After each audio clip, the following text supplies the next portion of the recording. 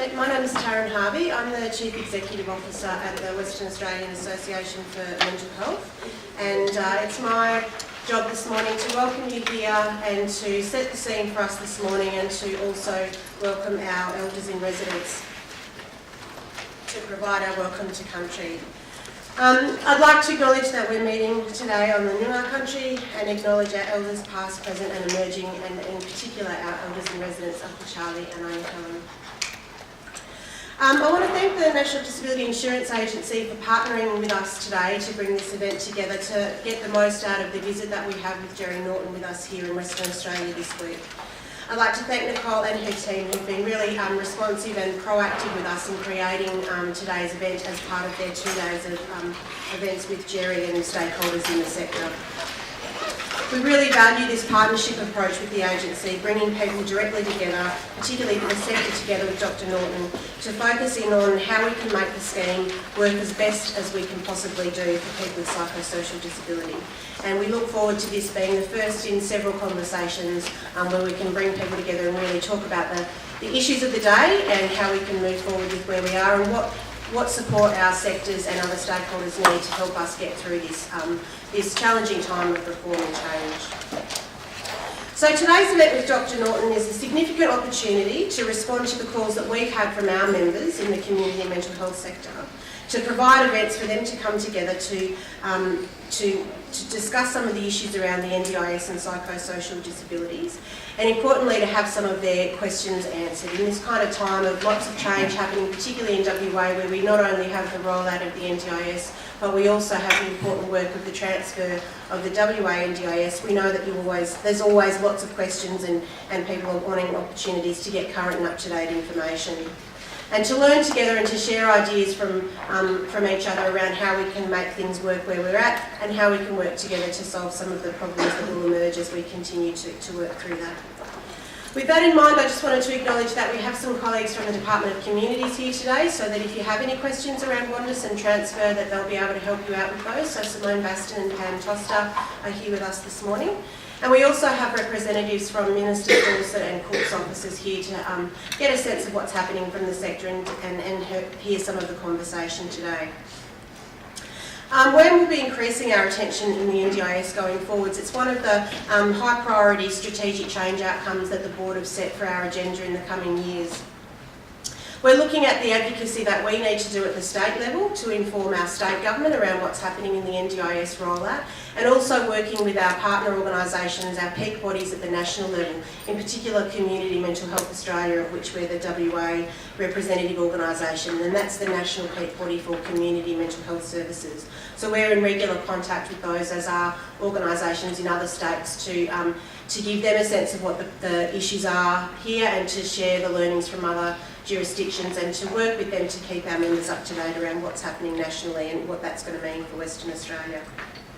We're also working closely with our lived experience colleagues and the consumers of mental health WA in particular to share information and to look at how we can advocate together and keep track of what's happening.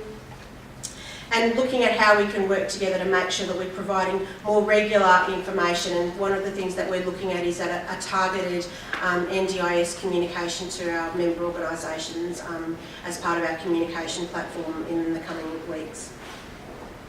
We're really part of our desire in having this conversation with you today was, one, to provide an opportunity to directly connect you to the agency and to connect a wide audience of providers to the agency. We were recognising that while there had been some opportunities for stakeholders to meet with agencies, often those weren't the kind of wide-ranging, large audience groups that provide real discussion and make sure that everybody gets the most up-to-date information. So this was a really important opportunity for us with Dr Naughtin coming over to have this as being one of the first events with our members as part of our renewed work on the NDIS. So following this event, we'll be keeping in touch with you more regularly on NDIS matters.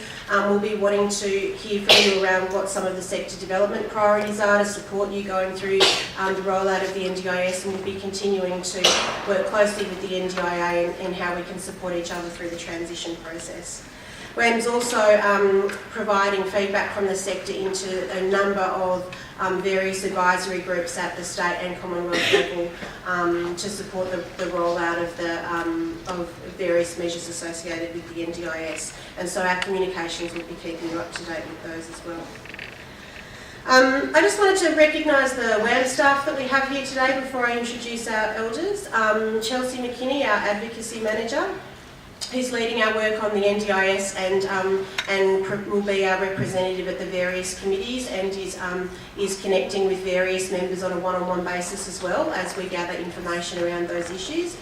And also Mike Jones, who oversees our sector development and capacity building stream. And so Mike's interest will be particularly around the sector development priorities that you have as members, around the kind of capacity building that you need as organisations and for your staff as you're working through this time. So thank you all for being here today. It's great to have to get a chance to chat with some of you after the course of this morning's event. And I'd like to now introduce Uncle Charlie and Auntie Helen, our elders in residence as part of the Looking Forward, Moving Forward project with Curtin University, to welcome you to country this morning.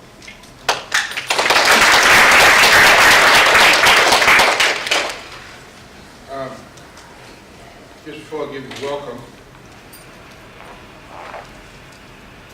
just a reminder to the boss.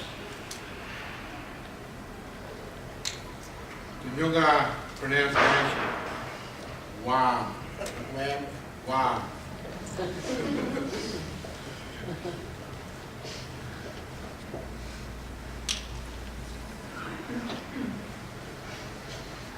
Good morning. Good morning. Good morning. Good morning. I'm used to talking to a lot of schools. I talk to a lot of schools.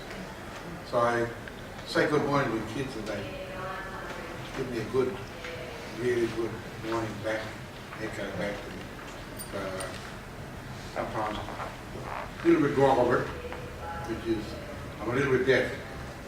So I love to hear the response so that you might not go to sleep. Okay? You heard everything that Karen said? Did you? Yeah. Good. That's your first lesson. Okay, today, you might all know Nyunga country. Tell me if you don't know the boundaries of Nyunga country. Put your hand up. Oh, phew. So I can go through it. Sometimes I don't like to repeat myself, but I will, because I love the word consolidation. So I'm going to just share with you a little bit about Nyunga country. Nyunga country is this southwest corner of Western Australia. And to the north of us, the Yamiyamop.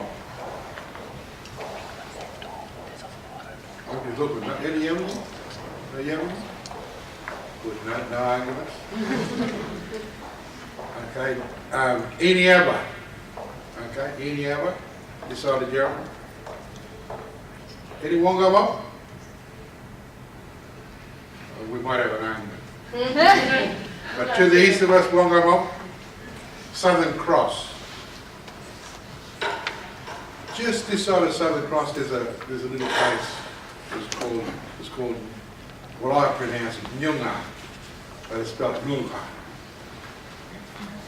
It's quite better spelling, but it's a little place called Nyunga. It's only a ramp there now. It's not even next to the railway line, because the railway line was moved too. But it used to be along the road next to the railway line. There used to be a little town there at one stage, but that's all gone. It's only just a sign there now on the side of the road. Even the big sign that was on the ramp, somebody, it grew legs and walked. It just disappeared. But that's Nyunga. But then you go down south, right down south to Esperance.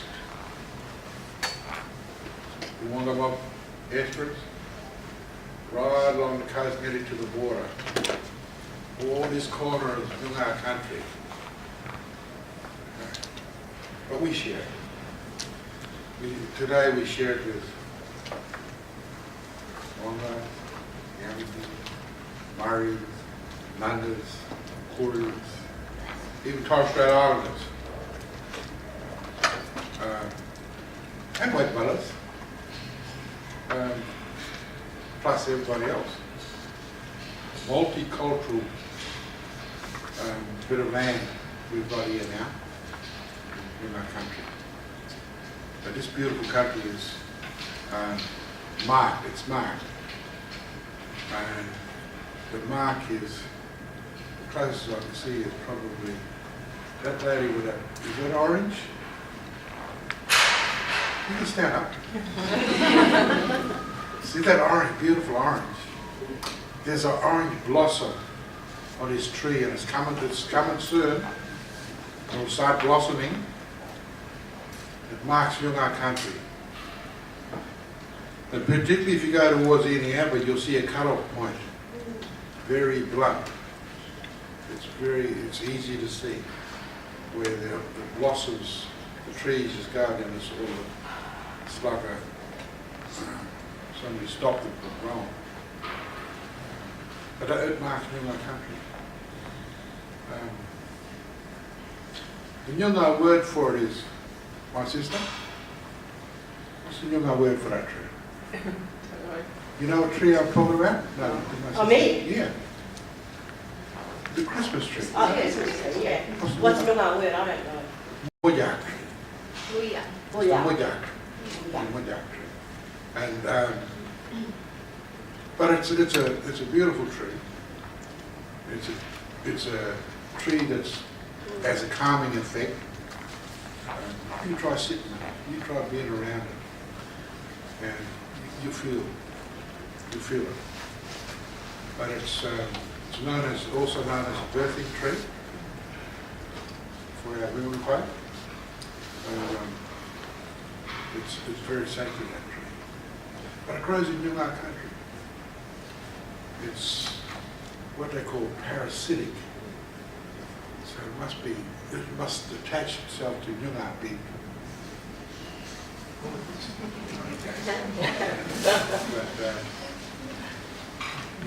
But it's a beautiful tree. And there's also another tree that grows in our country that's significant to our country. And it's in often. We got any politicians here? No politicians? Good. Throw the political correctness out the window, out the door. Because I always do, because I've got my stories. But that tree we still call it blackwood. The grass tree, the baobab bush. But that tree grows, it's a beautiful tree and it grows in Noongar country. I've got my stories about how it began. You want me to talk for another hour? Yes. I could, but I won't. But just quickly, in my language, I want nine words Marmon Yoga, British, Wagi, Yin, Noongar. Now all I said in my language is, hello, welcome. My heart is happy that you men and women and the boss, I reckon he's the boss, can come and sit and talk on Noongar country. In doing so, sitting and talking is like our garden circle. And we sit and talk. There's a lot of people who are involved with mental health. So when we sit and talk in our yarning circle, it's our healing circle.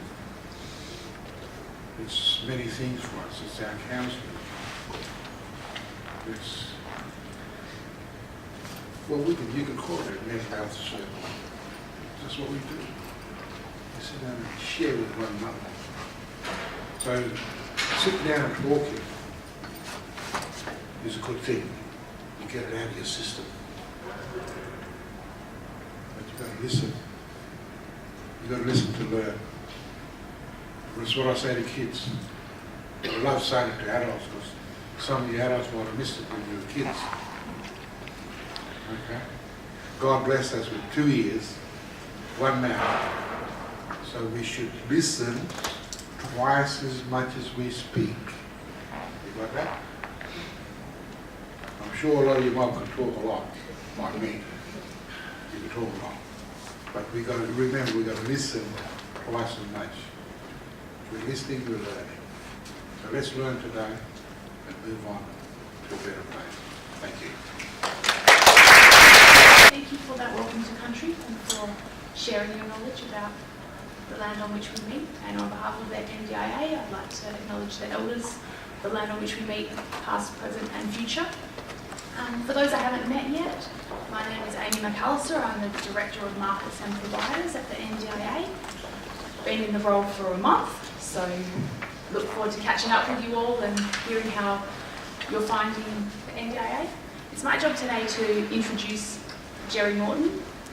I'm sure that with his experience in the sector, Gerry is familiar to some of you in the room. He was previously the CE of Mind Australia and an Associate Professor in the Faculty of Health Services at La Trobe University. He has a PhD in elder abuse and is a founding member of Silver Circle Home Support Services. But most importantly, he is the doting grandfather of an 18-month-old. And when I asked him for a fun fact this morning, that was his most fun fact. So please join me in welcoming Gerry Naughtin. Good morning, everybody. It's a pleasure to be here. Thank you to Uncle Charlie and Auntie Helen for that fantastic welcome to country. And may I also pay my respects to elders past and present of the land on which we meet today. Uncle Charlie got it wrong in his presentation in one way. I'm not the big boss. I'm an advisor. So my role is what they call a strategic advisor on mental health.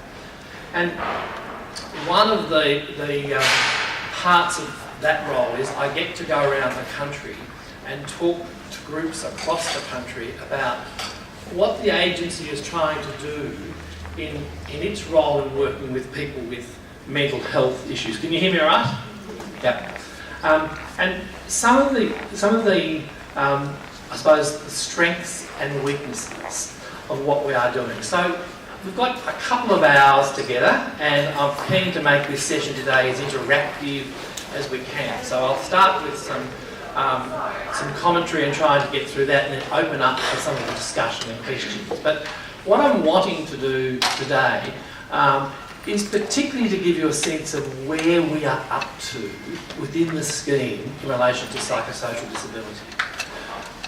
One of the great, I think, advantages for Western Australia about coming into the scheme in full, if you like, in the full version that you are now, is that you can draw on some of the things we've done right and we've done wrong and shouldn't do again in other parts of the country. And I think that's one of the real positive things, that we do know now some of the things in trial and over the last couple of years that we think we've got right, and some of the things that we are looking to improve. So I'm wanting to be able to share that with you. Can I also acknowledge Nicole O'Keefe, who's the State Manager for NDIS, at the back of the room, that I think most of you will know. And my colleague Deb Roberts, just here in the front.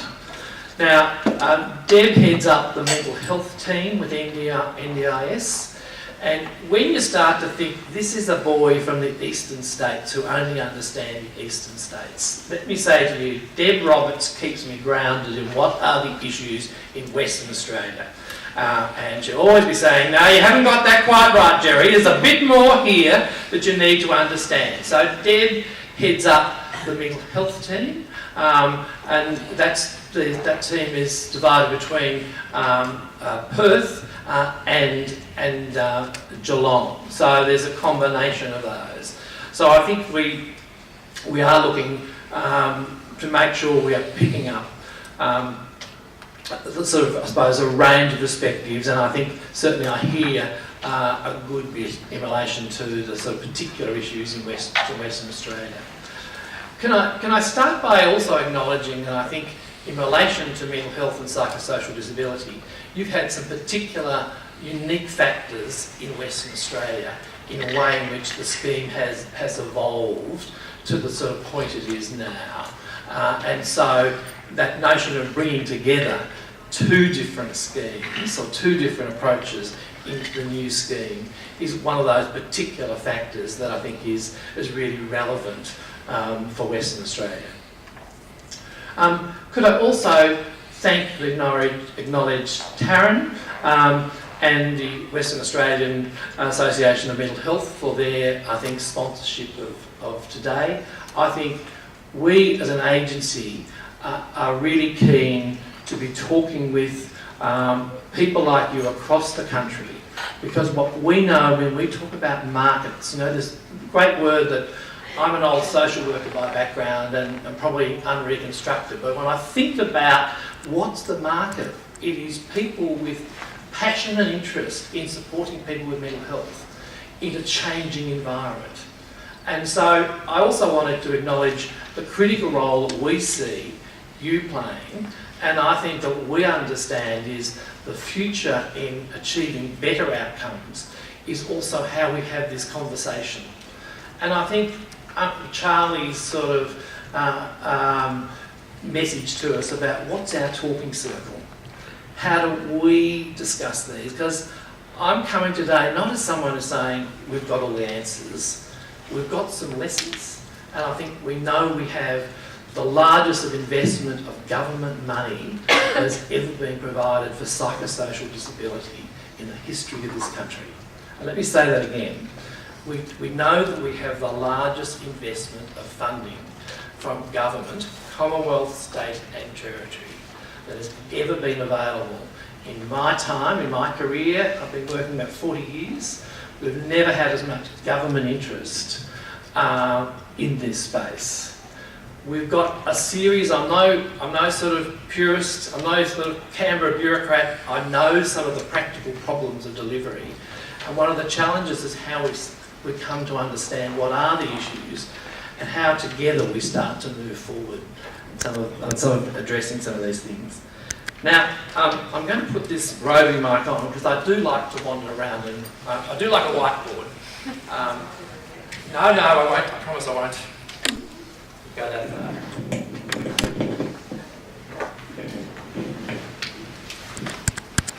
So what I'm wanting to talk with you today about really is 4 key subjects. To give you a bit of an update on psychosocial disability within the NDIS from a national perspective. To talk to you about some of the pathway enhancements, that is some of the changes we are making to our own processes and the way they will impact, we hope, and improve the experience of participants. To talk to you about where does NDIS and its role fit as part of a broader system of psychosocial support. And then I think this 4th theme, making the scheme work in each state and territory. Now, as I go along, if you've got burning questions of what I'm saying or you want to totally disagree with me, please feel free to. We'll just try and keep going through and then we'll have time for question times. But if as I go through, there are particular issues, let me know. So just to give you a bit of a broad, not in your way there, Karina.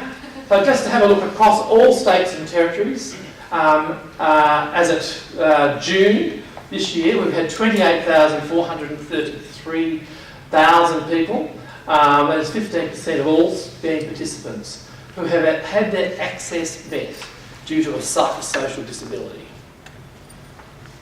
18,207, 8.1%, have a primary psychosocial disability, which is a primary condition. And what I think that's says to us also is significant numbers of people across the country, and my guess is that's likely to be a similar pattern in WA, also have other physical disabilities, particularly intellectual, neurological and physical. So I think that's one of the interesting challenges in how we do understand it's not just the traditional way we've understood mental health, but it is also how we understand mental health in relation to intellectual disability, to other neurological conditions, multiple sclerosis, for example, and some of the physical disabilities. In Western Australia, as at 30th of June, there were 364 participants in the scheme. The rollout of that program over the next 2 years, and I'll come back to that in a minute. The NDIS will fund Western Australians who meet the eligibility criteria in Section 24 and Section 25 of the Act.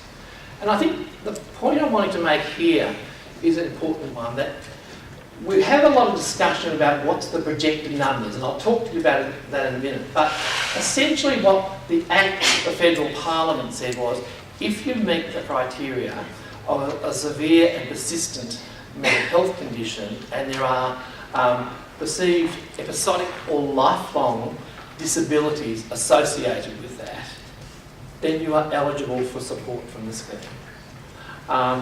And there's lots of discussion about who's in and who's out, but I think when we come to numbers, a lot of us, and I'm a bit like this, want to go back to what's the broad numbers, what's the big, and I think the point I'm making is anybody at any time who believes they meet that criteria can apply to the scheme. And that's this notion of an insurance scheme. When people need assistance, it should be there. The other point about the national trend is we've had a lot of discussion about will the numbers be likely to be around the numbers that we've projected. And I think the experience, particularly if we look at the Hunter region in New South Wales, which these are regions that started out in trial, but are getting pretty mature now. 12.6% of the participants in the scheme due to psychosocial. Down in Barwon, in Geelong, in the Barwon region, 13.5%. And the ACT, that's really just, and Alice, who's here today somewhere, who's very involved in that, I can't quite see it at the moment, but 13.4%. So the predictions from the Productivity Commission was that figure would be 13.8%. And that's where this figure of 64,000 is placed. Thanks, Mary. Gerry, sorry, Molly. Do we know that 364 are just people in NDIA? Do we know how many with psychosocial disability are in the state version? That is... Do you want me to clarify that? Sorry. Is that both? No, so that 364 are the people who transferred from the state system to date by June 30. So there'll be almost just over 8,000 people who will be coming across who are already in the WA and NDIS. So in the WA trial 8,000 with psychosocial? No, in total. Okay. And then probably we're looking at 12%, 10 to 12%. Okay. But that 364 is just the people who are transferring from the WA NDIS trial sites at this point. So then there's a bigger pool of people who have been receiving WA disability services again. Yeah. And I think the 364 is probably the number. So I think that's the number of psychosocial disability. Is it there? Yes. So The last figures I looked at was around okay, that. that's good to know. So Deb, do you recall? I don't. Why don't we we'll do that morning tea and you. I'll clarify with Pam. But that would be about the right numbers of the transfer as well. So it might be coincidental, Okay. but our transfer of existing WA NDIS trial site participants has had a slow start. Yeah. Now, the point I wanted to draw out here, however, so that's this number here. If we look at what's the projected number of people in the NDIS at full scheme rollout. Now this is a number which is simply taking a population projection. Right, so it is a projection, but it is saying that's the notional projection based on proportion of population in Australia. So that part of the point here is there is a very significant growth task. So the green being WA, but equally if we look nationally, the psychosocial disability has come into the scheme under the bilaterals later than many other disability cohorts for a range of reasons. So across the country, we're about a third of the way through of bringing in the population with mental health issues into the scheme. Now that says, you know, from the perspective of the agency, that's saying one of the briefs for us is we have a significant number of people to bring into the scheme, and we're committed, one, to bringing those in as quickly as we can and trying to make sure that experience for them is as good a quality as it can be. So I think that is, for us, is one of the scale of the task. But as you can see there, it's a big task, and there's just the mechanics of getting on board the sort of staff with the skills and the capacities, working with you as providers, working with participants, is a big issue, Charlie. Now, my thoughts are, do you know how many Aboriginal people involved in this as members? Or are there? Charlie's asked, I think you heard that question. Karina wants to answer that one.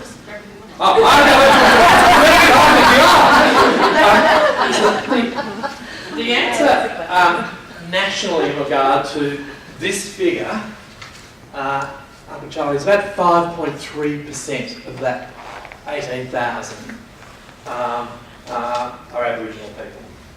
Aboriginal and Torres Strait. 5%. So I think that's is the sort of latest data we've got there. So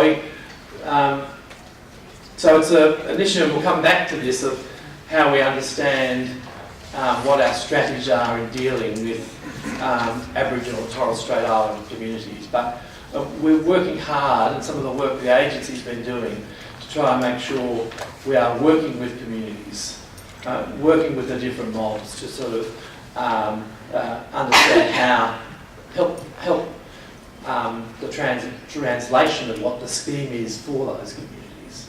There's a lot of work going into that, and Nicole in particular, people on her team, I think, are leading some fantastic work across this state in trying to do this and translate some of the technicalities of this program and make it work in those communities. Thanks, Mary. So this is a bit of a heavy slide, but I think it's a really important one. I've worked in mental health for a decade, and what I want to suggest here is where all of us, including I think myself and staff at the agency, really a bit with the scale of change that's going on. There's a lot happening, no? And so it's important to stop and say, I find this helpful in saying there's 5 key elements of what's going on in relation to support for mental health. So first of all, we've got the NDIS. All right, so this is the provision of support for people with disabilities associated with severe and persistent mental illness through the NDIS. And that's clearly part of what the agency is particularly focused on. But secondly, we've got this further development that governments have done the last 2 budgets, which is the provision of support to people with psychosocial disabilities who do not meet the NDIS eligibility criteria, to be funded through primary mental health networks. So what we're seeing is the second thing is PHNs are also, anyone here from PHNs today? Great, fantastic.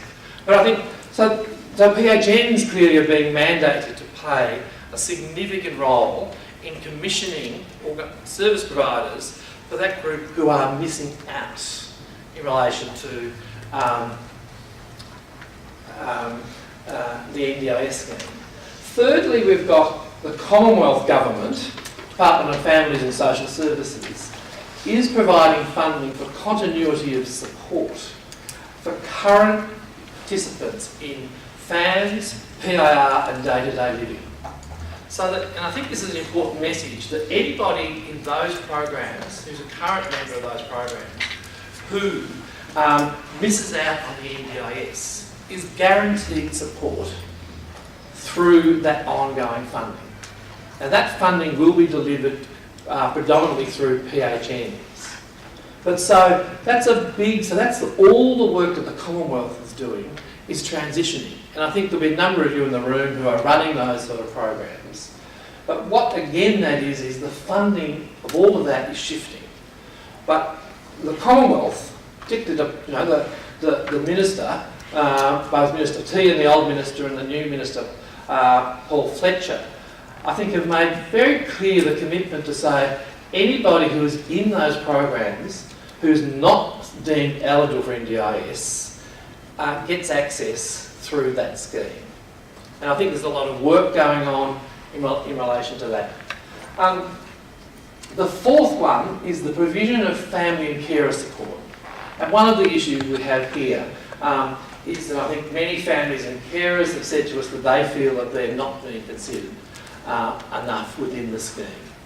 And there's a number of major concerns. And I'll talk to you about how we're addressing that in a while, but just to say, again, there is this thing called the Integrated Carer Support Strategy. Anybody heard of that? It's a bit of a secret, it's a bit of a sleeper, I think, this one. So this is the Commonwealth's new strategy for family and carer support. And so I think it's important to say, when families and carers say, we are not being supported. There are some initiatives rolling out from October this year, and I think the CRC centres that you'll know that have been funded around the country will be repackaged into this new system of family and carer support. And one of the things we see is how we introduce that to families and carers who are involved. Because again, it will provide a range of online counselling, peer support, information services, and then individualised services. Again, a whole new model is being rolled out. And so many people who had traditionally had respite services go, where do I go for that in the future? And the fifth one, and I think this is a really important one, and it's great we've got some of our Western Australian government colleagues here today, the continued funding of psychosocial disability supports by state and territory government. And that each state and territory government has a different position. But here again, as I understand the Western Australian position, we have the state government continuing what it's currently offering, and then we have the NDIS offering additional services. And this varies state by state. But my point I'm making here is we've got 5 different streams. Now, if you feel a bit confused, who feels a bit confused by seeing those 5 streams? 1, 2, a few people. I do. So one of the things is, how do we translate all of that, all of which I think are very progressive policy initiatives, in ways that help people struggling with their mental health, or their families, or service providers, just to understand what's happening. And the point I'm making here is we've got a lot of moving parts in this, and part of our role, and part, I think, of the role of the Department of Families and Social Services, Department of Health, is trying to explain this and help people to be clearer about what the options and resources are. And in each of those, I think many of the questions will relate to how different parts of this are moving. But what I want to suggest to you is the positive, while we're in a period of change, what we are seeing is more dollars, more resources, which at each of those 5 streams are also being increasingly client-directed. People deciding for themselves how they want to get those options. But it's big if you look at it. Does it seem big to you guys, or is it just me? Because I think that's the big macro challenge, if you like. And when I look at it in practical terms, for us as an agency at national level, for the Western Australian office team here, you know, and the sort of offices they're running throughout WA, it's also how do we make this work? And this is, you know, in a sense, what we are trying to do as an agency is in each of the states is start to, in bringing people in, and you know, there's big pressures to bring people in, but is trying to make this work and use these resources to help people to deal with their mental health as best they want to and how they want to, and then to sort of think about what that means for us as providers within that. All right, let's move on. I just want to cover some key, and I'll run out of time. Some key messages that are coming out from across the country. Essentially, 30% of people who are coming into the scheme are new. That is, they have not been receiving services at the time they've applied to come into the scheme. That doesn't mean they haven't received services in the past, but it's clear we're meeting a lot of unmet demand, which I think is a terrific message across the scheme. The next one I think is a really important consideration. This is an age profile of who's in the scheme. And I think this is an important thing to think about when we think about mental health. And we often talk about it as if it's mental health needs are all the same. Actually, we're actually seeing some very discrete needs. So 6% in that 15 to 24, there actually are people younger than that, but I just haven't included that in they're small numbers, and we don't anticipate large numbers at all in that. But particularly we're seeing people who are coming in with early onset, serious mental health issues. 15% in that 25 to 34 category. 24% in the 35 to 44, and I think 55% in the 45 plus. Now, Sorry, Gerry, is that national data? that is WA? national data. And it's psychosocial disability And only. psychosocial disability only, Monique. So, and I think why, so this is the psychosocial disability data, and this is predominantly the moment Victorian and New South Wales data. But at this stage, there's no clear evidence about how that will profile in WA, but and we'll need to watch that. But it is saying, at the moment we would say this is likely to be a similar trend. Now, the point I want to draw out here is the needs of this group are very different to the needs of this group. One of the issues here as people come into the scheme from an insurance perspective, how do we make sure we have plans that work with them to maximise the sort of, one, their ability to better manage their mental health, two, their own social participation, and how we help them in educational and employment pathways. And so that question of how we focus on that and what are the resources we need to look at that in plans. Because in many ways I think a lot of this group are still, as a consequence of our inability to try and work with them effectively, and what level of change can or can't be achieved with that group. But just to say to you, I think in your thinking about the plan, I think this notion of which groups and what's the nature and structure of the plan, how in insurance terms, so the insurance system being, and I think in the sector we've had a strong focus on recovery. And I think that question of what level of intervention produces what outcomes. And I think how do we know what is the impact we can have? Because recovery-based practice clearly has got a strong body of evidence, and a lot of us have put a lot of work into that. But how we then understand how many of this group can we help to move off the scheme into more mainstreamed lives is, I think, one of the particular success criteria that certainly government's putting on us as an agency. They're saying, what's your levels of participation, social participation and employment participation?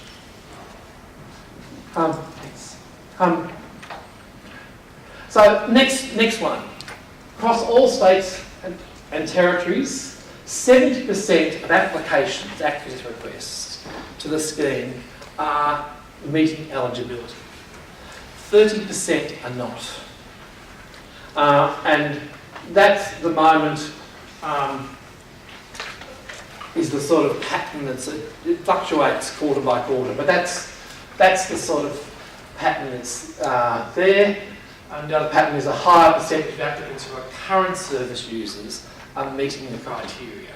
And that's pretty understandable. Now, they've been through screening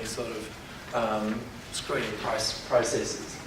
I'll come back to the 30%, but I think it's important to say this scheme is meant for that group who meet that severe and persistent.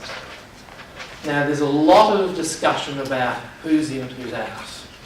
In the end, the scheme is interested in bringing people in. But we have to be compliant with sections, particularly section 24 of the Act that specifies the eligibility criteria. Now, the way the scheme has been designed to essentially ask for particularly support, advice from a psychiatrist, a GP, or the treating allied health professional about their view about both diagnosis and severity and permanency. Now, so in a sense, we are reliant on the judgments that those people make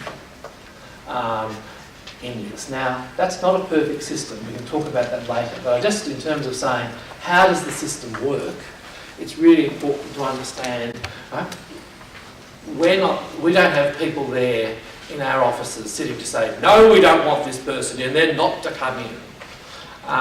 We are reliant on evidence and the way in which that evidence is presented, in the way in which we make access judgments. And we also know, when you think of those other elements, we're not the only support of psychosocial support. And I think when the scheme was presented, there was a view, good, NDIS, anyone who's got severe mental health needs assistance, NDIS is the answer. What we know is we've got a lot of state government money that's also in this space, a lot of additional Commonwealth money that's in this space. So it's part of that larger, and this is part, I think, for all of us, that jigsaw of, okay, who should we send to the PHNs? Who should we be referring to PHNs? And who should we be referring to the NDIS? This is another really important sort of consideration.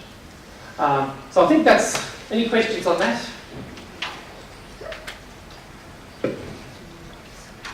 Good, come back to it, thanks Mary, keep going.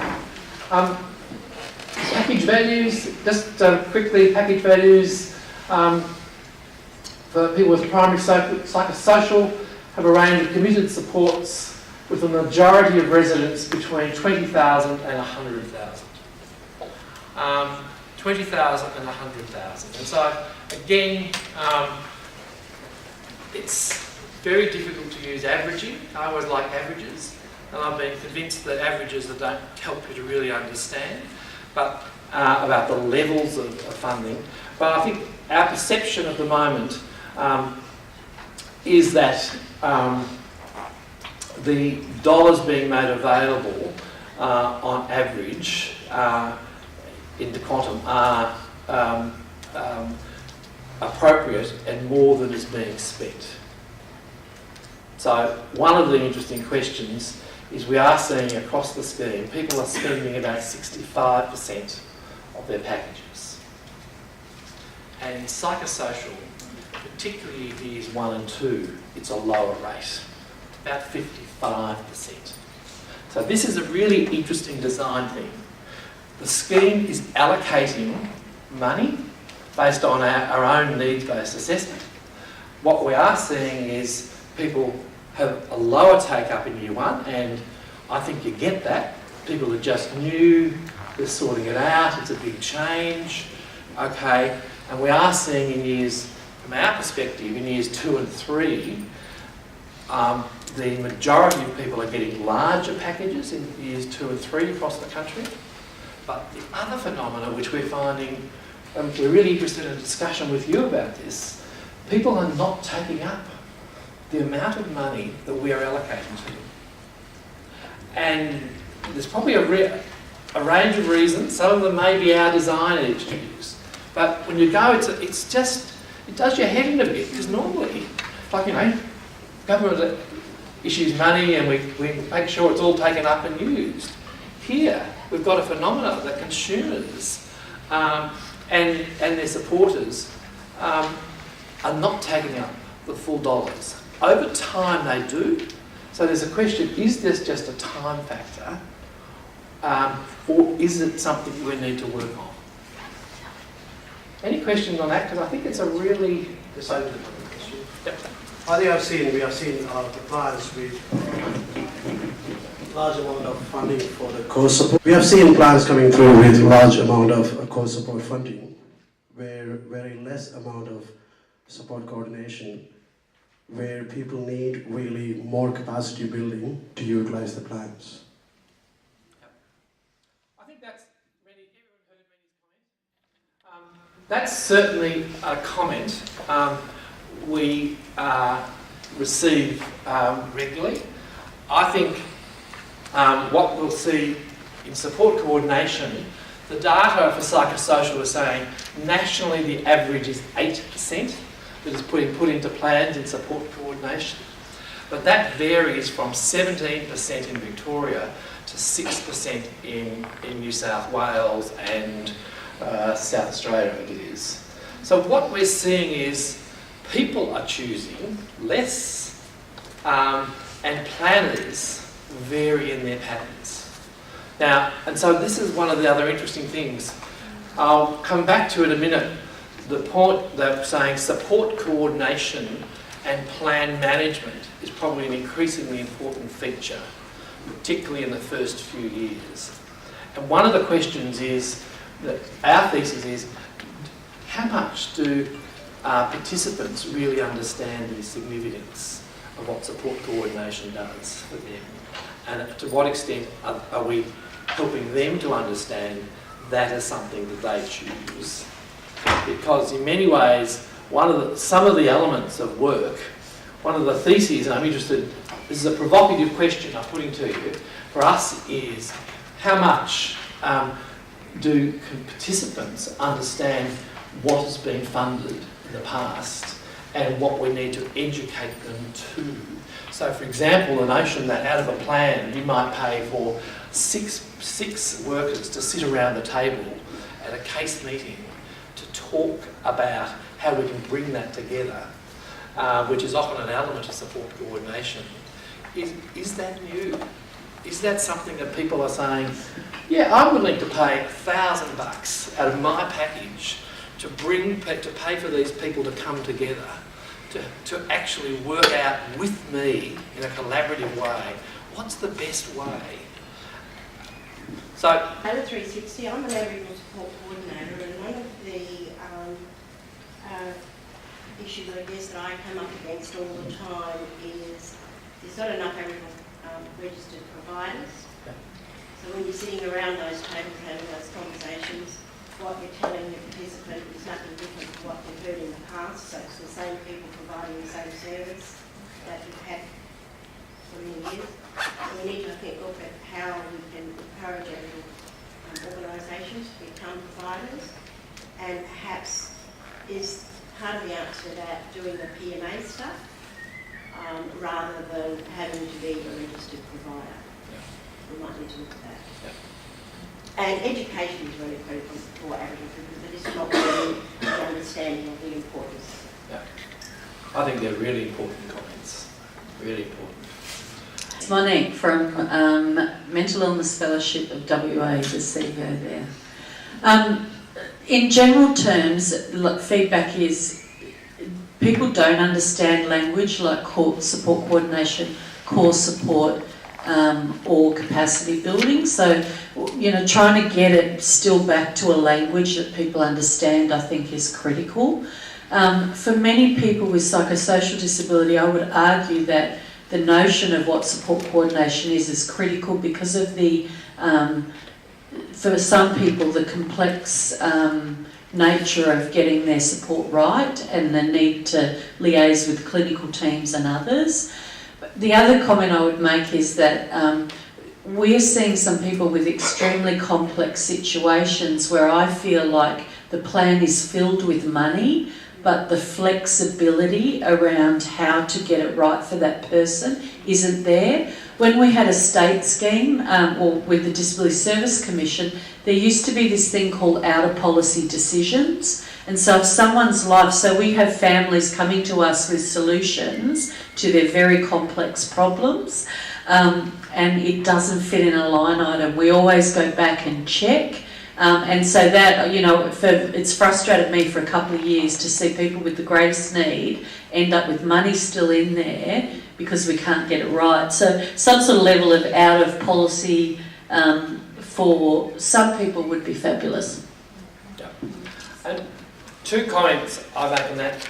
Deb Roberts here has led the work in relation to trying to translate language to make it more accessible. We would accept we still have further work to do in that space. You know, and I think I'll come back to that in the initiative, but helping people to understand, can you hear me all right? Is that working? Yeah. What this means for who and how it can be used is really an ongoing task. And we'd have no disagreement at all with the issue. The question is how we implement that. Yeah. Cole. I just wanted to, the new role that we've put in place. So currently we've had Peter Wooten start with us as a planner support in the psychosocial space. So it's supporting planners to better understand how to use the packages, to go to your point, Monique, about flexibility, because there is actually quite a lot of flexibility in there. So bolstering the expertise of our planners and supporting them. And then I was just wondering, Gerry, the piece of work that Marita's been doing in the innovative housing space is a good example where we've come to WA and said there's a whole range of options that don't seem to fit. So how do we work with providers to understand what they are? And that work, I think, is coming out really soon. So that's been a learning for us to work more closely at the delivery end to say how do those people you might think don't fit actually can fit within the plan. A couple of slides, and just to finish this. Core supports currently constitute 75% of the dollars that are being allocated. And I think, as Nicole said, I mean, there's a lot of work to try and produce flexibility within those core supports. I think it's an area that we continue to look at. Our markets people are continuing to look at that in relation to design. 24% of support is in the capacity building category, and interestingly 1% within the capital area, which is interestingly low. Certainly it's low compared to other disability types. And an interesting question about how we think about the use of assistive technology in relation to mental health. So no answers to that, but it just raises for us an interesting question. That money is predominantly on home modifications for people with high sort of physical needs who need adaptations to housing. Thanks, Mary. I just wanted to highlight, move on now, in terms of, this is the question of access for people in FAMS, PAR and day-to-day living.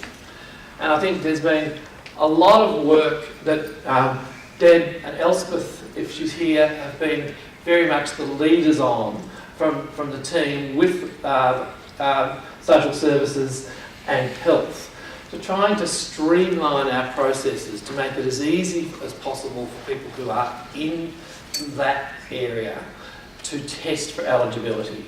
Now, the rules that I think the three Commonwealth agencies have set is that people need to test eligibility for NDIS and if they're not successful, then after testing, they will be eligible for continuity of support. So that's the rule that is set, and what I think we're trying to do is to streamline those processes. So now an access request, and I think people will be aware, funding for those programs is winding down by the 30th of June 2019. You in WA? You in WA? Not in WA. We've got an extension in WA, yes. So that's the national and not the WA. That's right. But across the country, we've got that particularly. So this is probably more a pressure point at this point than other parts of the country. But essentially, an access request can be commenced at a time suitable to the Commonwealth client with a trusted personal support worker present.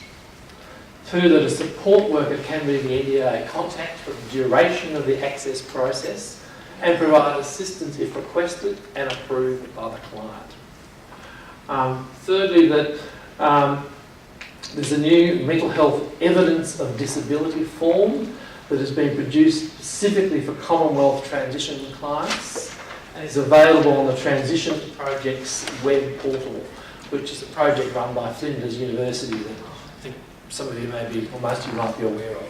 But again, this thing of what's the format for the provision of the evidence and trying to streamline that and help people to understand our requirements in relation to access. And I think a fourth one, which I think is a really terrific initiative that I think has been agreed between the parties, is the opportunity for these clients who have previously been unable to fully engage in the access process, and that is some have been contacted but they haven't felt they've been ready, or were a bit cautious about who was on the phone wanting to talk to them, to go back and be able to apply again. So this notion to retest access with the support of a trusted person. So again, trying to build in much more flexibility in relation to that, and understanding this, that again, this point I was making early on, we're trying to open up that if people have felt the process is being flexible enough that people, if they go through once and they don't want to re-engage, have the opportunity to go back and to do that again. So for us, it's part of the learning has been building greater flexibility in that and opening up that process than perhaps some of the more rigid ways we've done that in the past. Any questions on that at this point? Probably an issue that will become more relevant as the timing becomes nearer. Okay, thanks, Mary. So I want to move on now, and then we need to go to question time, to just talk about the pathway review, because many of you will know we've been in a process of looking at this whole process of pathway redesign. And let me be very clear in Uncle Charlie's terms of sharing. Our board chair said to us in October last year, you're not doing well enough in psychosocial disability. You've got to do better. No. Well, listening to a lot of comment across the country, you need to do better in psychosocial.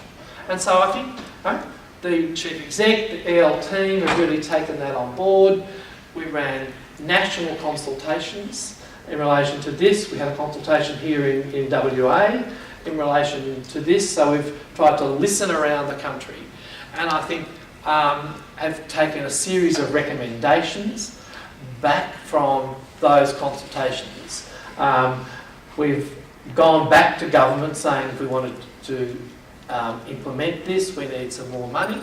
And Minister Teagan, in one of his last acts as Minister, announced the government's approval of additional money in relation to this. So this is what we're calling pathway enhancements, is the language that we use. But essentially that we're saying is, how do we improve the experience for participants and for families and carers in the way in which we manage this process? And I want to highlight some of these in a minute, but we are still in the midst of some of the design work at the moment. So Deb and her team particularly are up to their eyeballs, sitting around doing a lot of design work. But the other point I want to make to you is what I think the agency and the government has said is we can't do this in splendid bureaucratic isolation. No? They said, very clear saying, we need to do it with key stakeholders. So we have worked with Mental Health Australia as the national mental health peak. We commissioned them to be part of the consultations, and in turn we've said, give us a report on what you see as the key findings. And we've listened to that in our sort of pathway design work. That report will be released shortly, but I think we have looked very closely in relation to that, and I think we have, we will announce, the Minister's clearly announced that the agency will work with the sector in seeking the sector feedback on the design processes that I'll talk to you about now. So in a sense, what we have now is agreement to say there are a number of elements that we need to improve, and the question is going to be, how do we do that? And then how do we roll this out in 2019 onwards? So let's move on.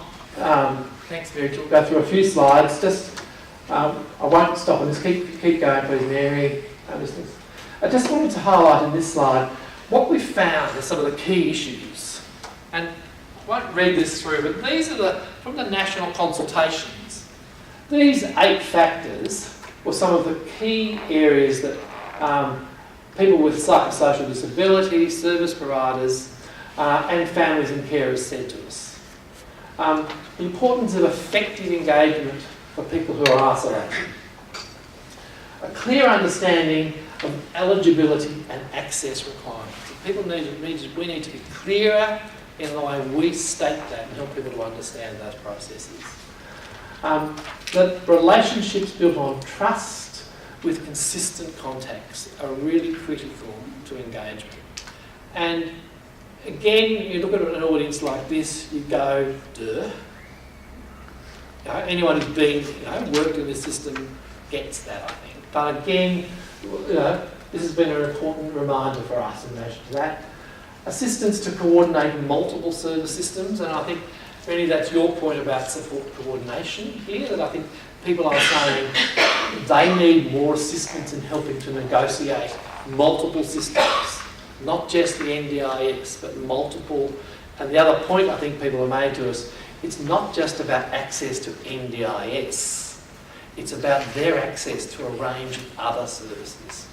And I think that's one of the big shifts that we're seeing in planning and in work in LACs, is that shift from how do I get into the NDIS to saying, how do I get into TAFE? How can my plan make sure I can get into TAFE? Or what can my plan do to help me to lose weight? To think about my physical health, a range of how that means access, so that it's not just about getting a package of resources, it's also thinking about working with that person to be able to access a range of sort of what we call mainstream, broader supports. Really important point, it's something we're certainly picking up. Flexible supports, particularly given the episodic nature of disability, but I think understanding the importance of flexibility in those supports, which I think is that point Monique was making before. I think a very strong message in relation to specialist staff who understand psychosocial disability, tailored language, and then a stronger focus on recovery focus, and monitoring, and a focus on what outcomes are we achieving. So again, what was interesting, some of the questions really were preempting, I think, some of what are the findings from the national consultations. So let's go to what we're saying we're going to do in relation to pathway. First of all, we're saying there are a range of changes to the pathway across the whole system, regardless of disability type. There are those changes there. Clearer links to mainstream services, easy to understand information, face-to-face, not telephone-based planning meetings, more consistent point of contact with a designated local area coordinator, an easier plan format, both in the format and a plan that is more robustly reflecting the person's goals than perhaps some of the plans have been in the past. And then building staff knowledge and skills in psychosocial disability across the scheme, as well as a more specialist approach. But I think again this question of we need to understand mental health across for all our planners and LACs, as well as what I'll come to, which is a more specialist stream that we need. So that's across the board. Thanks, Eric. And then we've gone to some work, and this is a high level, there's a much more detailed level from this, but a much stronger focus on pre-access. So importance of what's happening before someone makes an application to the scheme, and our role in providing better information for potential applicants. And when you stop and say, remember those 5 elements of the new system of psychosocial disability, how do we help people to know where they go? So one of the areas, for example, where we are getting significant number of applications is people who consider that they have significant anxiety issues, often for a range of reasons, who judge their judgment of their severity means that they're applying. Now, how we're able to give better guidance around what severity means to help people to understand what eligibility intent is, who should be applying to NDIS, who should be applying to PHNs, who should be going to the state government systems that will continue.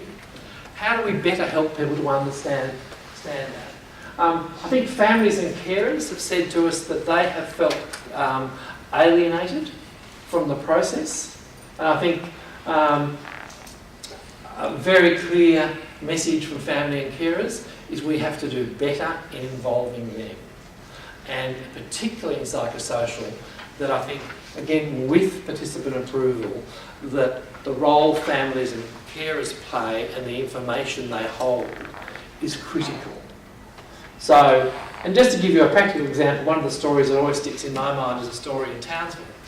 A mother and father of a 28-year-old who came along to say, our package, we had a package from the Queensland government of $120,000. After the first review, that was chopped to $35,000. And since then, all these terrible things have happened to our son, to our family, and to the neighbours around us. So we unpacked that. And we said, well, what the hell's going on? How can we make that sort of judgment? So we said, what's going on? So what we saw was, in that instance, was a LAC who'd gone in, who didn't have experience in mental health, and sat down with the person, follow the right approach. How are you? How are you going? How's this plan working for you? And this young man had said, oh, it's all right. You know, someone turns up and we go have a coffee, we do a few things, and you know, do you need much of that? Oh, not really. Don't really, they seem all right. So of course that LAC listened to the person, followed that, but again didn't bother to understand what was the broader context. He thought it was appropriate to make that judgment.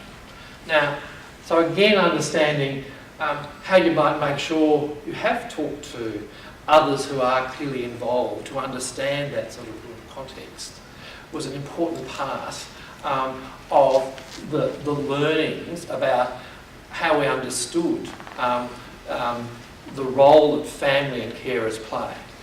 I was going to say also in the planning, the mental health team is also is quite a critical component of it as well. And I think that's been a learning. And if participants are willing to have their case managers take part, so everyone's working together. Precisely. Yeah. And that seems to be, you know, one of the principles of good planning practice that seems to be really strengthening up, isn't it? as we learn more in this process. Hi, Lynn Holker from 360 Health and Community. We run a Partners in Recovery program and we help people transition over to the NDIS, and we also run a support coordination team where we provide in-kind supports, and we also provide supports for external referrals. So what we found is that there is a significant difference between those who've been helped onto the NDIS with an advocate and those who have not. The plans that we are getting who have not been helped by our workers tend to have lower amounts of support coordination in their plans, and this poses quite significant issues for the people that are actually trying to navigate the system once they get a plan. And we've found that it's very difficult for our workers to then go back to a planner and try to renegotiate. That sort of seems to be out of the question. So it's probably just more of a comment that we found it quite difficult to then be able to go back and say, well, actually, this is what the person needs in their plan. They may not have been able to voice that in their planning meeting, and they might not have had the advocate there or a family member that actually understands how to navigate the system and what support coordination is, what capacity building is, what core supports mean.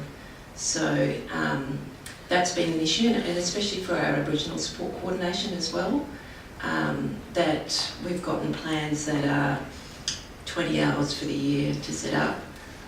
When you're thinking about an Aboriginal family who has quite a complex situation going on around them, it's very, very difficult.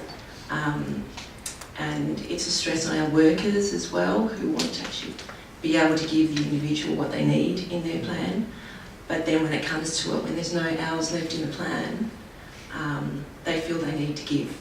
So there's that burnout rate for our workers as well. So the other issue has been that when people don't know what evidence to put in their plan, in their access request form, to be able to get across the line, it's very difficult once the decision is made to go back to the access team and say, well, actually we did have that information.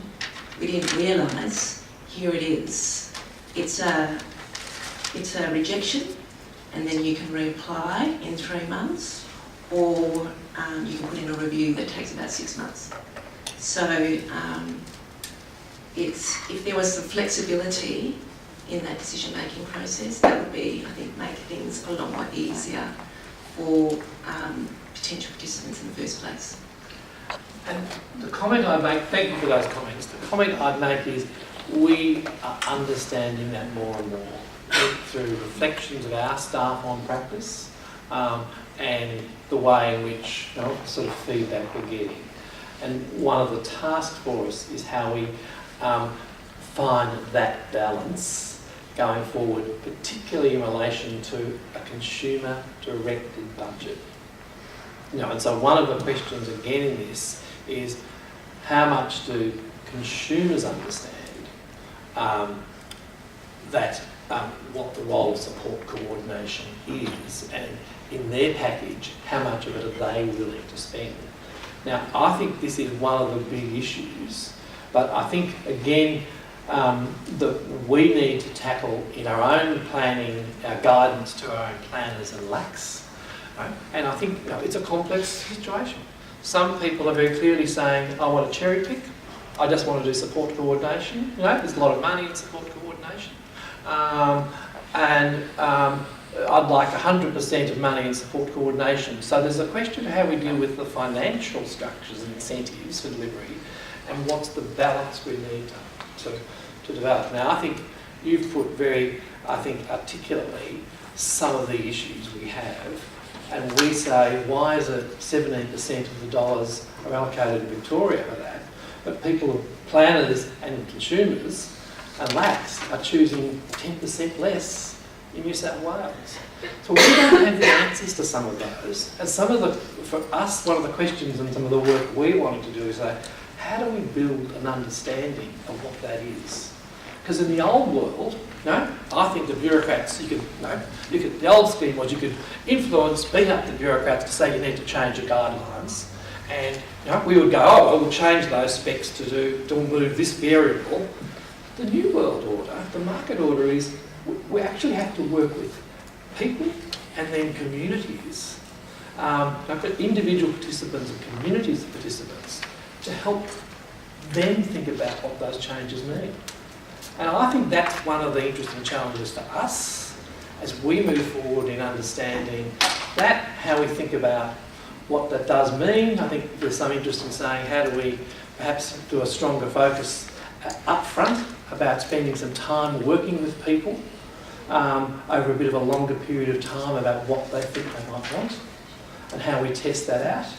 And the other thing I'll say in defence of the agency is, remember my chart, we're doing this in the context of this massive requirement to move people in the bilaterals. So that's part of the juggle for us.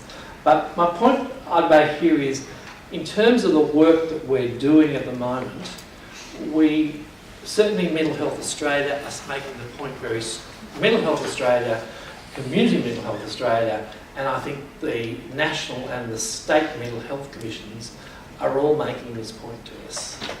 So the question is how we do this. So we've still got some design work.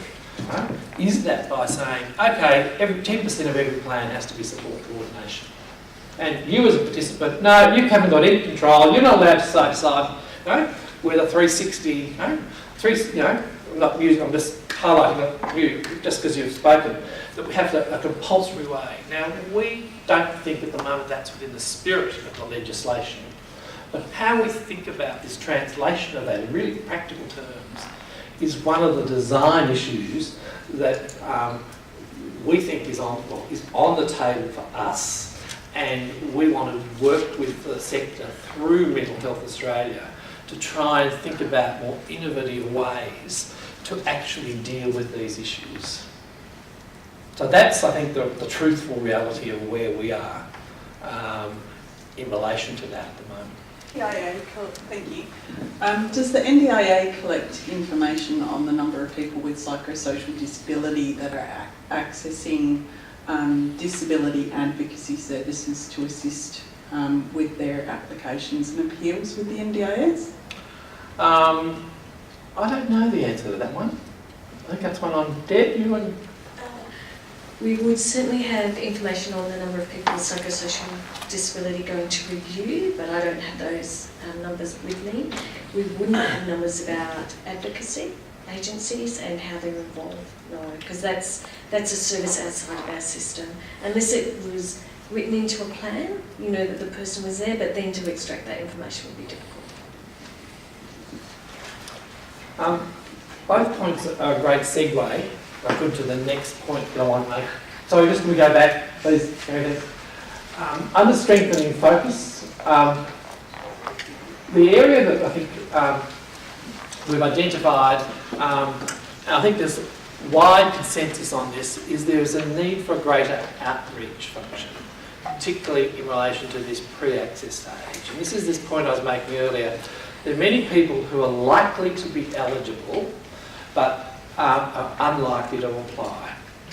Now, the homelessness sector is saying to us there are many people in that category who probably meet the criteria but just won't think about, don't want to go near this agency. And so what I think we are identified is that the principle of assertive, or what we're using the language here of assertive outreach, but probably we're starting to say outreach. So again, so that where someone identifies someone that says, we think this person should be in the scheme, but they may not be ready to apply, that there is a process of more individually introducing that. So it may be it's a clinical mental health services working with someone who says, we think that person should be in. And it may be that they say to the local area coordinator, can you come along and just, gently introduce the scheme to this person, as part of our regular meeting, explain what it is, and talk about how it might be helpful. Or, the homelessness sector is saying, people who are coming into our homeless shelters, just someone who's there who people get comfortable with about talking to someone. So again, this notion of how we think about outreaching to people, which is in many ways an old concept. It's not particularly new to the community mental health sector, but it's saying how do we do that, and how do we understand that from our perspective, it's not just about what we do as an agency, it's how we work with people like you who identify some of those people. At least offering them to think about applying for the process. So for us, that's a significant initiative. Access clear, more accessible information for people with SMI about eligibility in the application process. And the other part of this is this whole navigation referral for people who do not meet NDIS eligibility. So of that 18,000, we know that about 6,000 of those have been advised that they're not eligible. So part of the thinking for us is, if you go through the application process of applying, you're probably reasonably motivated to deal with your mental health issues.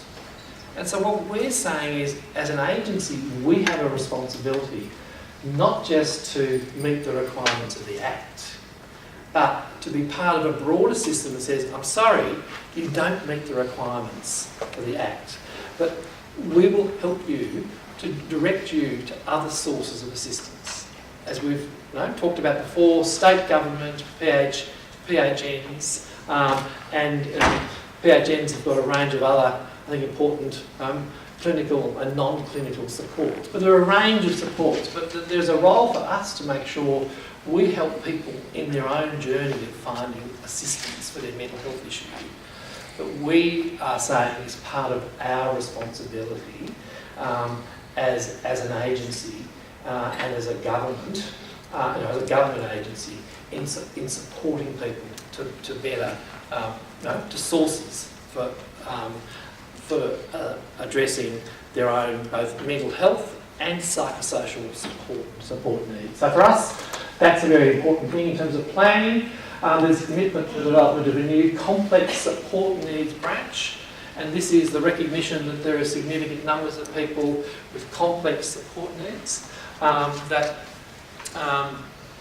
need more complex assistance. So there is a branch that will give some policy guidance and direction, and then within state offices here that there will be a complex support needs function that will be developed that will deal with greater complexity, including psychosocial disability. The other one is a stronger focus on psychosocial disability in our organisational structure. So strengthening practice guidelines, policy, taking the sort of issues that we're talking about here and looking at how we translate that back. So just to give you a sense, we've got 5,000 staff involved in that planning and the LAC task at full scheme. It's a massive scale of staff, and so our responsibility again to help build the specialist skills in those staff. And again, the reality is how we help them to grow in their skill base so that the sort of judgments that they're able to do. Because I think across the board, people are, my observation being in the organisation for 7 months, people are pretty keen to get this right. People are very keen, but it is also saying it's a massive learning and development program. And they're experiencing these sort of significant changes. And so, again, that's not a defence for some of our weaknesses, but it is saying what we've understood, and certainly the Joint Standing Committee of the Federal Parliament and the Productivity Commission both talked about the need to build specialist capacity. And their own feedback from the consultations is saying the same thing. We get that point, and we're committed to saying we will build that capacity in the organisation. We know we have it in a range of areas, but we've got to build it consistently across the organisation. And one of the lessons people have said is they get varied experience across the agencies. One of them, fantastic experience here, not a very good experience there. And so one of the challenges for us is building that consistency in relation to that. And so again, this focus on staff training, practice guidance, building on the best of judgments and the best of the three. I've got the microphone. You've got the microphone. Hi, I'm Kat Colvin from the Office of Multicultural Interests. In WA, we have some local government areas that have up to 40% of people born overseas. And I'm just wondering if you can speak to each of these stages or across the stages about what considerations and supports are going to be in place for people from culturally and linguistically diverse backgrounds, because we know that there are many barriers to their accessing services, and accessing services often comes at a very late stage and at a crisis point. So I'm just wondering what is being built in there. I'll get Deb Roberts to answer that. She's our expert on that subject. I'm not an expert, but I will tell you what we're doing. So Gerry has been talking to you about the work we're doing with psychosocial disability, but alongside that there's a number of other streams of work focusing on service enhancements for people with culturally and linguistic diverse populations and Aboriginal and Torres Strait Islander populations, and the complex work as well alongside that, and how we bring that all together to make sense. So there is another stream of work, and there's I guess the most important concept coming out of that we'll be looking to kind of pilot and test soon. I can't remember where we're testing it, but I think it's in New South Wales.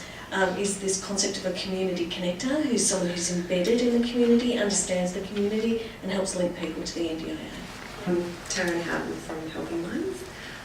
My question was regarding staff training, and you're talking about capacity building. Does that include mental health training? Because how many of the planners and labs actually have mental health training that are working with psychosocial disability?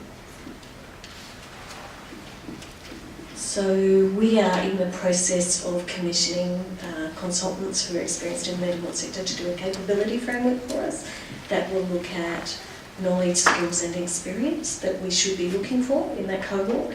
We do already have some mental health training, so we have the recovery module put together by MHCC, is available to all our staff. It's not mandatory, but we are trying to streamline that. As well as that, we do have a training module that was developed in conjunction with members of our National Mental Health Sector Reference Group that we do roll out, and we're trying to roll it out nationally, but we are hitting some hiccups in terms of just having enough people to do that. Here in WA, we won't be rolling it, there's a whole load of new people starting, we won't be rolling it out straight away, they've got a lot to learn, it's certainly on the agenda. I'm hoping that the overview training module, if you like, the psychosocial disability and the NDIS will hit national rollout by March next year. We know from the I can guess from doing the capability framework that there will be some gaps, and we will need to think about some alternative ways of doing things. But yeah, that will be early next year. We get that report and can start building on that. But we have got some things in the meantime. Good. When the trial site area was being rolled out, they had an Aboriginal advisory group. That no longer exists, so I'd just like to know what has happened to that idea and whether that's going to be taken up again. Because I think we need Aboriginal people's voices heard in these processes. Nicole, do you want to comment on that? Yes, and I don't know whether from the working arrangements perspective, Simone, if you also have comment. We have the NDIA Transition Advisory Group that the NDIA has just commenced, and represented on there First Peoples with Disability representative. In addition, the Minister has an advisory group. But what we're finding, and we did this just recently, is that in many ways we're better to go to an area and form a very localised group. that reflects the community and the dynamics of that community. And that's what the And that's, previous group yeah, did. yeah.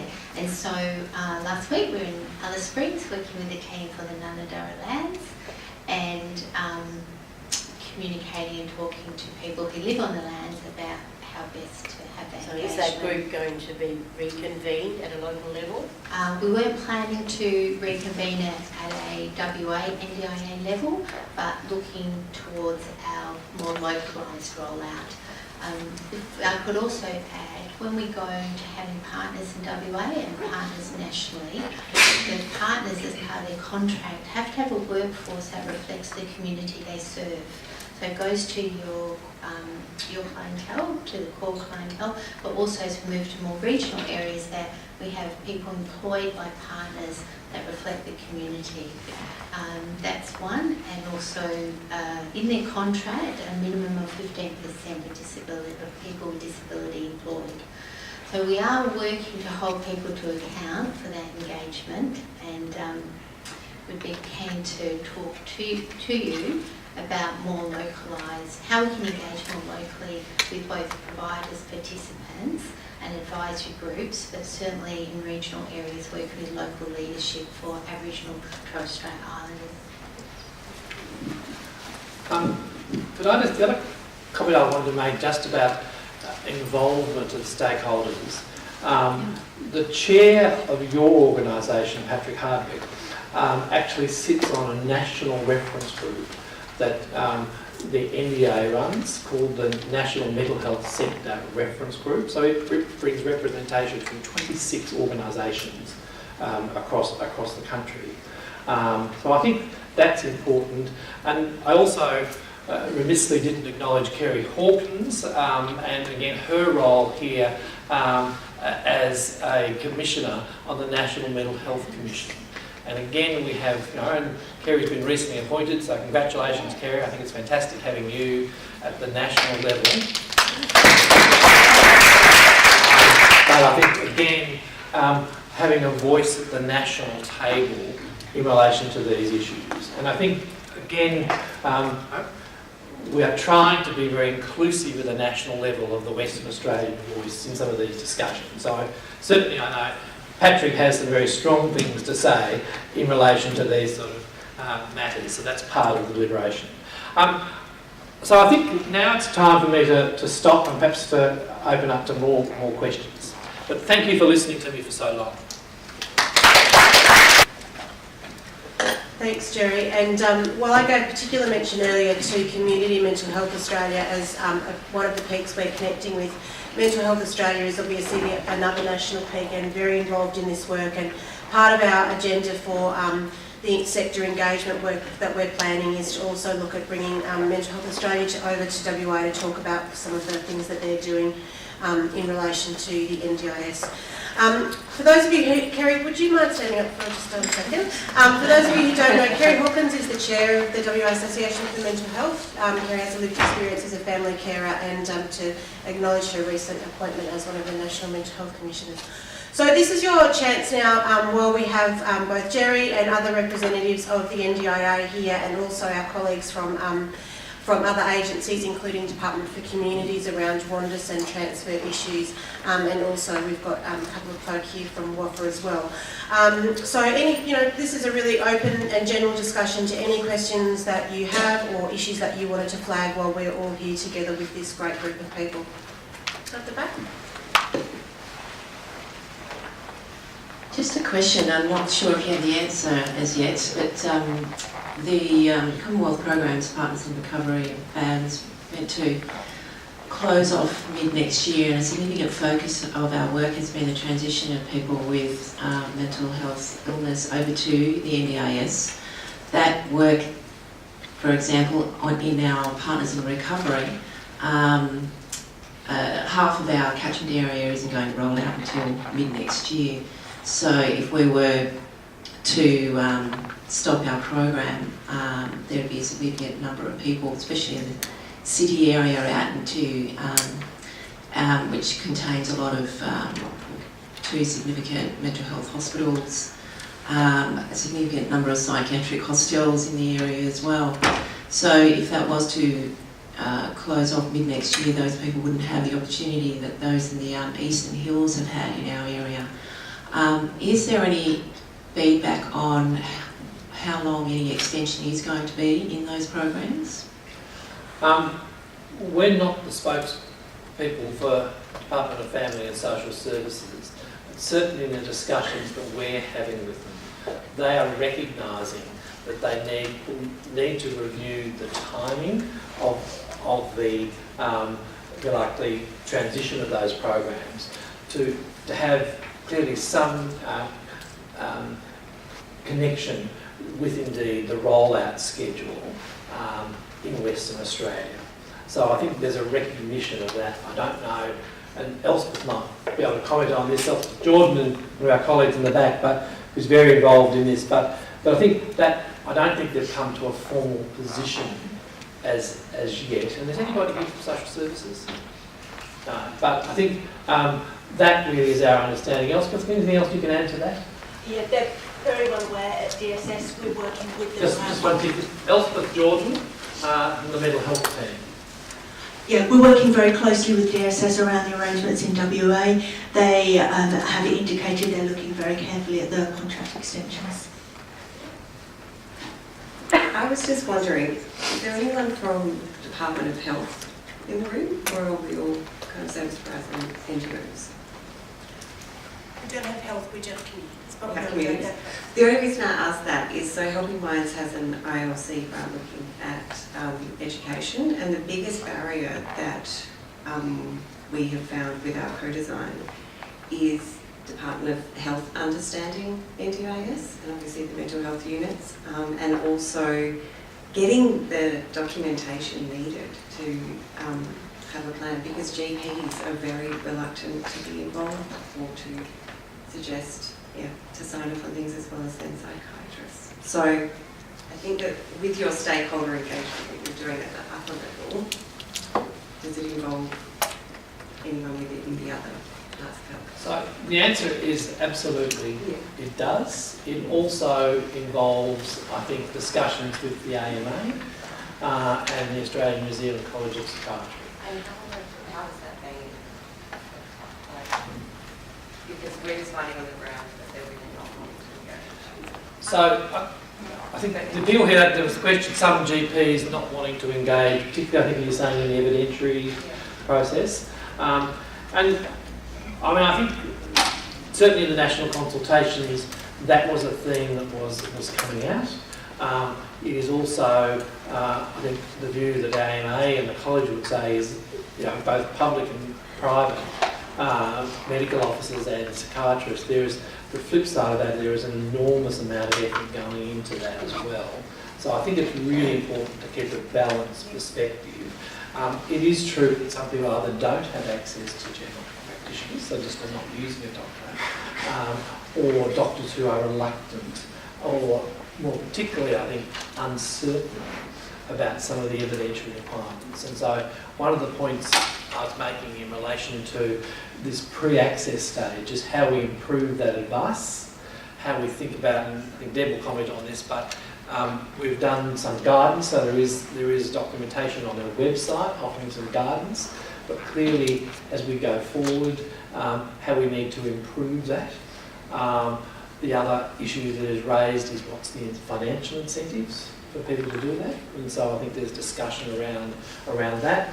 Though there is billable items now under the NDIS for that, but certainly MHA, one of the suggestions is we do need to think around different NDIS items for private psychiatrists and doctors. And the other issue we have is health department, essentially health network, particularly mental health networks, and the sort of resource requirements in relation to them. I have to say to you, there are a range of initiatives around the country where we've done pilots with health networks, where we're streamlining that, where we help people to get an understanding of what the requirements are, and where we're seeing that them being involved, we're starting to see enormously improved rates of understanding in those health professionals. So again, it's part of that broader issue of understanding their role, understanding what the requirements that our access people are looking for and streamlining that. So I think I think the learning, I think, is how that can be done with each of those players in relation to getting those things to work better. Do you have anything else you want to add? Just a couple of things. In different states and territories, how the governments have thought about this issue really varies. So as Gerry was alluding to, for example, in Victoria, the state government decided they had a primary role in making sure their mental health clinicians and GPs knew about the NDIS, and they set up NDIS champions, and they have people leading. We supported them, but they are leading the work. We're in the very early stages of just thinking about that in WA, but certainly I have tried to say to them, look, we've seen in other states what works well and what doesn't, so let's see what we can do in that. And I know Nicole's very committed to that, and we're talking already about some things. The MHA also have a grant from DSS to do work with mental health professional peak groups. So I think if you have a keen interest in the area, it's worth talking to MHA about how they're thinking about going about that.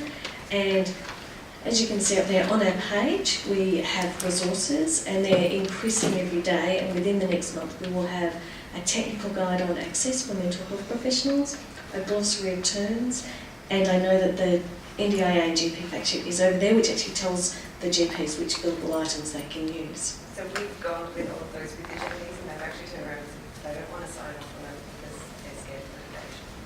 So we've just then obviously said, then please find another GP and keep trying, because these people really need the support. But it's interesting that this nursing body, there are GPs within there, and even these are CEOs that are overseeing big integrated GP services are saying that they're very reluctant to support it because of that. And I think, again, one of the points I'd make in relation to that outreach concept, if there's someone who there's a view should be in, but clearly don't have a history with a GP, it may be someone actually intervening to say, let's come and see a sympathetic GP, let's get them to build an understanding, and they can provide that. So again, where there are obstacles to that, we need to find solutions. But it's also important, I think, in understanding just the complexity, I think, to get their perspective. It's big change for them, you know, and I think that equally there's a lot of learning in all those spaces. I just wanted to respond to that with some things that are happening locally. The Disability Health Network is organising a psychosocial specific health community of practice, which I understand is likely to occur in October. So they are working to bring some of that focus on the psychosocial stuff amongst their health thing. I understand there's been a big demand for it. We also met recently with the AMA, who were talking about developing a mental health friendly GPs list, which we really encouraged. We thought that was a great idea, similar to their youth friendly GPs. So there are a few things happening in that area. One of the things that WAAMH is looking at doing in our advocacy is following up on that learning from other jurisdictions around what's worked in the health interfaces. It is something that we are raising in our discussions with various stakeholders at that state interface level, because we agree it's really important. And a couple of other forums we're trying to push the interface with health is also with our relationship with the local college, psychiatrists, and also we're in the expert advisory group for the Mental Health Commission's Mental Health Network, and I think that's also an opportunity to be flagging some of those issues around the interface and supporting public mental health around their role in facilitating engagement with the NDIS. Just a question, Emertake from Helping Minds. Has there any consideration being given to the pricing framework? We talk about specialised staff and NDIS, and what high quality care actually looks like is not reflected under the core support items that we talk about. Thank you for that question. The answer is yes, there is a major focus on issues of pricing within the scheme for psychosocial. I mean, there's two elements of that. The independent pricing review and the way it's made recommendations on complexity. That's currently being considered, and people might recall what the independent pricing review said is we need to do a short-term adjustment that was built into the pricing from 1 July of this year, so that's already been built into the pricing. There's current consideration of 2 levels of complexity, 5.5% and 10%, specifically in relation to attendant care. The third area, I think, which is a bit more complex, is how we understand what pricing variations should be for this sector. I think it has been put to us by only a few agencies that pricing is an issue. And I think that comes back to what's the nature of the supports being provided. So Mental Health Australia, for example, in its submission to us said we need a new pricing item for a recovery support worker. And one of the questions is, what is that and why is it different? And so one of the questions we've got to, in dealing with pricing, is understanding what is the mixture of services. We've had discussion before about support coordination. What we're understanding is people are choosing significantly, about 28% of the funding is going to social participation. People are wanting support to get out, to do social recreation.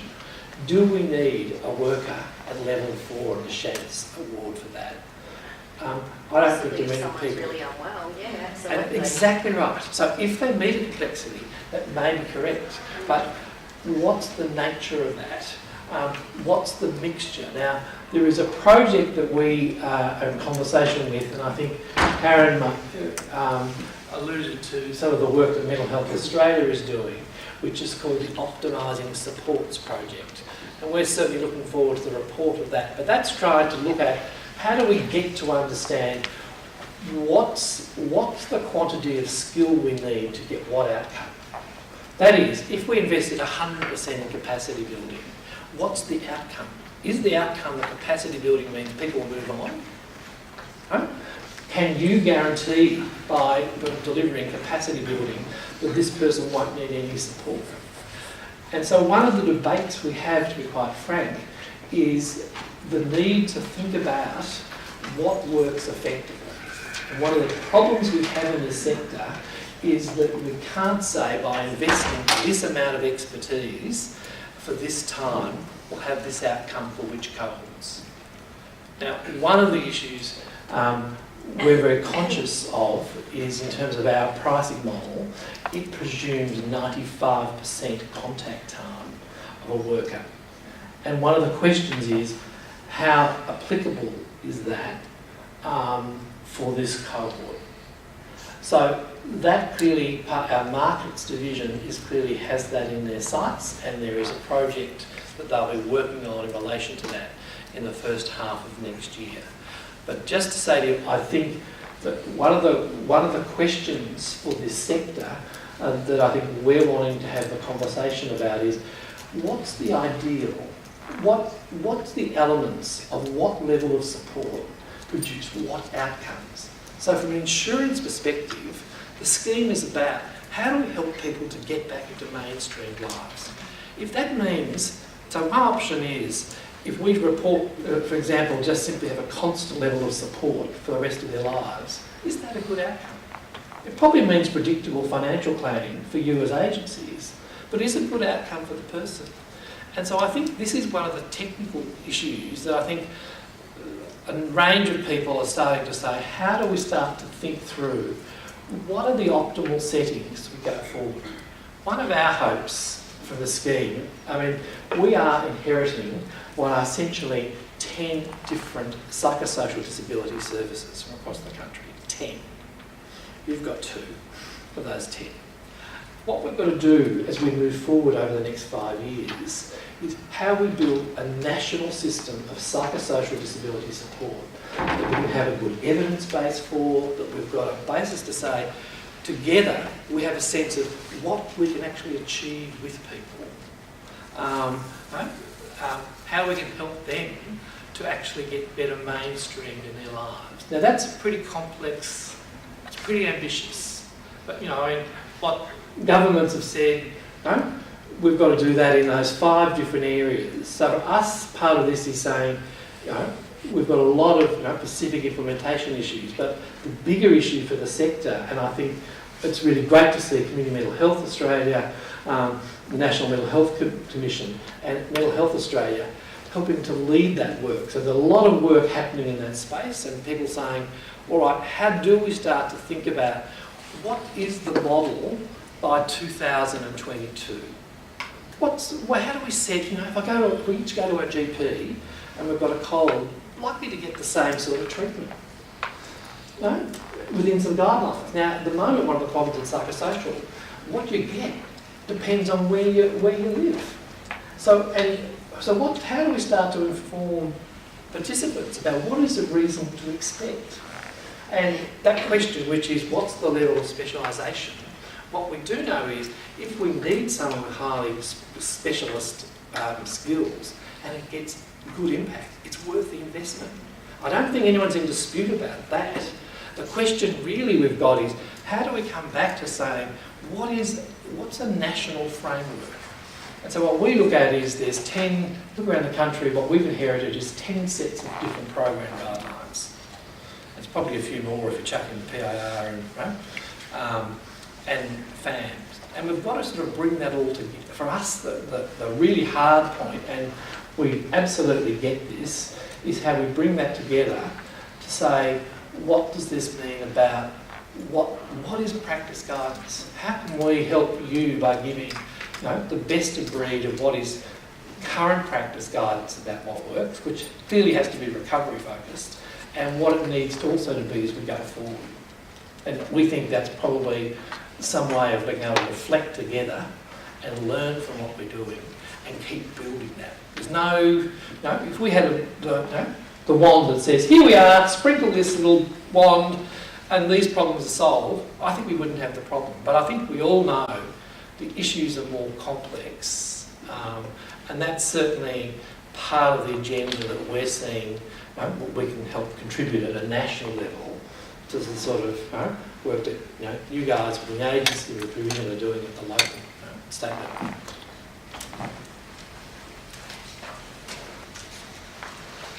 Thank you, Gerry. Well, that brings us to the end of our 2 hours here this morning. Thank you, Gerry, for being here in WA and for sharing this time with us, and for you all to be here to take up this opportunity to raise these issues and questions, not only with the NDIA but also with us as the peak body.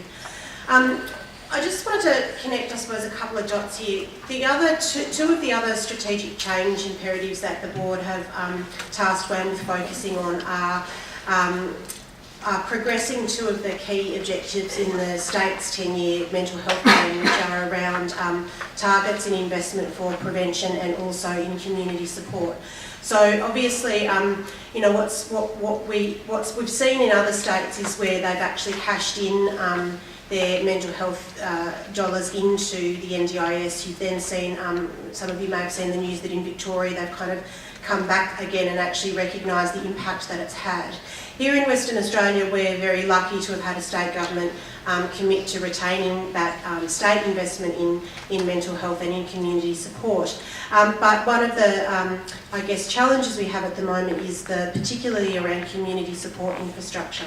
And our most recent documents from our Mental Health Commission indicate that only 20% of demand for support in terms of community mental health is being met. And so when you look at the figures around the people who are being supported by the NDIS and going to be supported by the NDIS, being actually quite limited in the grander scheme of things and in the grander system that Gerry was describing, and recognising that part of the agency's role is going to be referring people who are found not to be eligible for the NDIS onto other services. One of our other priorities is to make sure that those services are there, and that's why if you've got an NDIS that's under a lot of pressure and demand and trying to manage this huge process, at the same time as you've got another part of our system which is actually very limited in its capacity to respond to current demand, and you're going to have a system that's also going to be driving people that are found ineligible to try and seek that support. We're very aware that those are two things that are potentially coming to a head. So it's really critical for us to be coming together as a sector to really continue to work on progressing that key target. This is the first in what will be a series of conversations for WAAM and drawing on the opportunities that are becoming available around connecting you in WA, us in WA, with some of the national work that's underway. We all know how challenging it is here in Western Australia to often be part of those national conversations, that it's much easier to be part of when you're in the eastern states. So thank you to the NDIA for helping us to make today's opportunity become a reality. We're looking to reconnect, to connect and communicate with the sector in a whole range of ways around the NDIS. We've got a bit of a group of organisations that we've brought together to help us plan potential events around the NDIS that we're looking to transform into some kind of advisory group for us on the NDIS. So please connect with us if that's something that you're keen to talk to us about. As I mentioned earlier, we'll be doing some targeted communications with our members around particular work on the NDIS. But we as a peak body are here for you to come and share your concerns with us as you need, as issues are arising, as you're having challenges with escalating issues on behalf of the people that you're trying to support. As a peak body, we're here for you to share those issues with us, so please do so. We just need to check in with people that if you have any, we were really keen, the registration for today's event was handled through the NDIA, so in order for us to be able to access that registration list, we need to get people's, I guess, okay to be able to do that. So if you have any objection with your details being shared with us as a peak body so that we can continue this conversation and follow up on some of the issues from today, please come and let us know, otherwise we'll be able to access those connections. It's really important for us to hear what's happening for you, so we can't as a peak do that representation work to our national peak bodies and also to our state interfaces, which are really critically important, particularly around those issues of complexity, unless we're hearing from you, and that we can also share those issues with our colleagues at Commonwealth as well, so that we can be working together on these advocacy issues both locally and nationally. And also, of course, on the issues around sector development, so the things that are going to help you and help your staff to get through this critical time. I think we can see that there's a lot of stuff happening in the agency, a high level of awareness of what the challenges are. I was reflecting to Gerry that earlier that my early experience in my career was in the reforms of the Disability Employment Services, and what was really the biggest lesson to me there of what happens through change are the unintended consequences of change and the high risks of losing the great infrastructure that you start a change process with. So I think we're very much in this space at the moment of trying to keep things together, keep each other together, and support each other as a sector, and as you peak, that's part of our role. So please do stay connected with us and help us to help you through this time. Thanks very much for being here.